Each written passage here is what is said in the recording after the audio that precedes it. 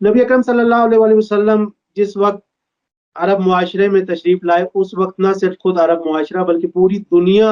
اقتصادی لحاظ سے، معاشی لحاظ سے، سماجی لحاظ سے، سیاسی لحاظ سے، ہر لحاظ سے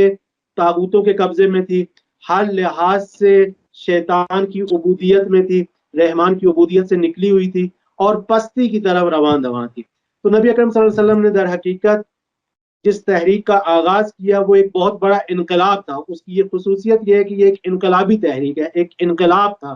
جس میں ایک بہت ہی بنیادی اور بہت ہی بڑی تبدیلی لے کے آئے نبی اکرم صلی اللہ علیہ وسلم، اور ایک بہت بڑی بیداری لے کے آئے اور بہت زیادہ بیدار کیا اس سوئے ہوئے معاشرے کو، اس پست معاشرے کو اخلاقی اقدار سے آبان کیا۔ رحمت برس رہی ہے محمد کے شہر میں،